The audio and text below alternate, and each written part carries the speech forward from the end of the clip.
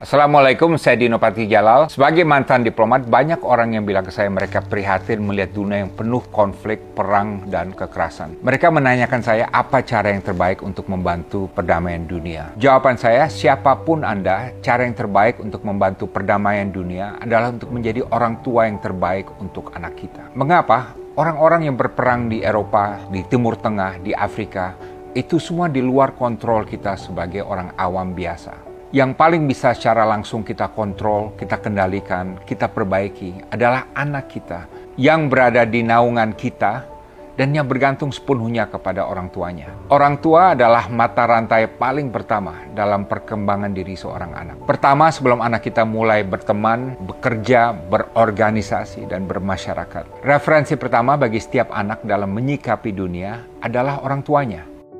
Nelson Mandela, pemenang Nobel Perdamaian dari Afrika Selatan, menyatakan mengenai kedua orang tuanya. My mother was the center of my existence. I defined myself through my father.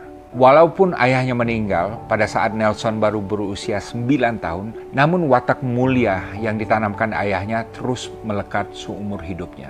Ingat ini ya. Semua orang, kaya atau miskin, berpendidikan tinggi atau tidak pernah sekolah, semuanya mempunyai kesempatan yang sama untuk menjadi orang tua yang baik atau sebaliknya juga untuk menjadi orang tua yang buruk. Semua terserah Anda, bukan terserah anak Anda. Mahatma Gandhi pernah menyatakan, "Children inherit the qualities of their parents, no less than their physical appearance." Gandhi benar sekali.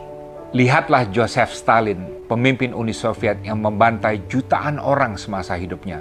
Dia memiliki masa kecil yang tragis, di mana ia dan ibunya selalu menjadi objek kekerasan ayahnya, seorang pemabuk yang bengis. Dan akibatnya, sejak awal hidupnya, Joseph Stalin terbiasa menindas dan melakukan kekerasan terhadap orang lain. Sebaliknya, pemenang Nobel Perdamaian Malala Yousafzai menceritakan bahwa walaupun ia hidup dalam lingkungan yang sangat opresif terhadap wanita, namun ayah dan ibunya dengan segala keterbatasan mereka membesarkan Malala dengan kasih sayang yang berlimpah sehingga ia bisa tumbuh menjadi pejuang yang gigih untuk pendidikan perempuan di kampung halamannya.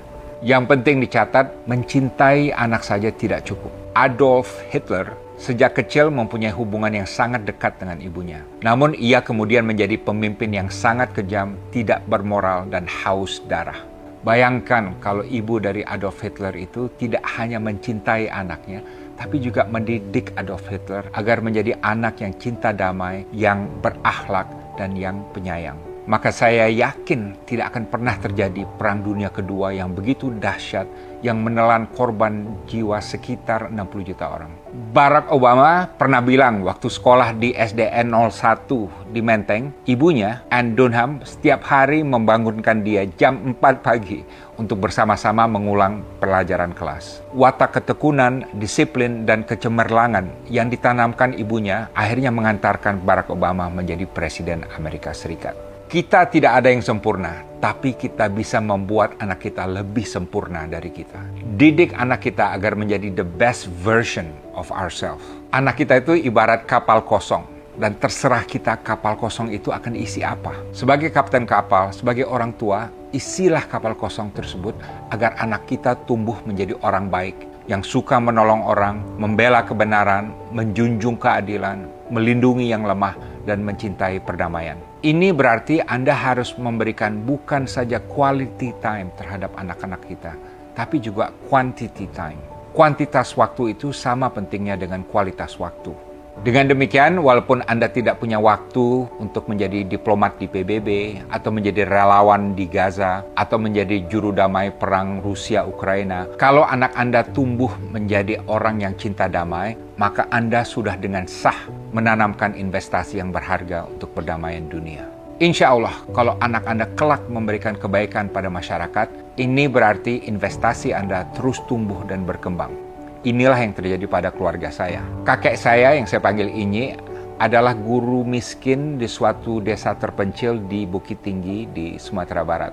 Namun ia berhasil mendidik anaknya, Hashim, untuk menjadi diplomat ulung yang kemudian ikut membenahi hukum laut internasional sehingga menjadi fondasi penting bagi perdamaian dunia. Dan Hasim Jalal bersama ibu saya Zurni kemudian bisa mendidik anaknya Dino untuk bisa menjadi duta besar dan wakil menteri luar negeri. Baik ayah saya dan saya sama-sama bisa mendapatkan bintang Mahaputra dari negara. Saya katakan ini bukan untuk pamer, tapi untuk menunjukkan investasi perdamaian yang terus berkembang akibat kasih sayang dan penggemblengan dari orang tua secara turun-temurun. Karena itu, insya Allah, kalau Anda melihat perang dan konflik dan kekerasan yang tak kunjung habis di TV, paling tidak Anda bisa bilang, dalam dunia yang penuh konflik dan kekerasan, saya bersyukur bisa membesarkan anak saya untuk menjadi orang yang baik dan pecinta damai. Setidaknya hutang itu telah saya lunasi sebagai kontribusi saya terhadap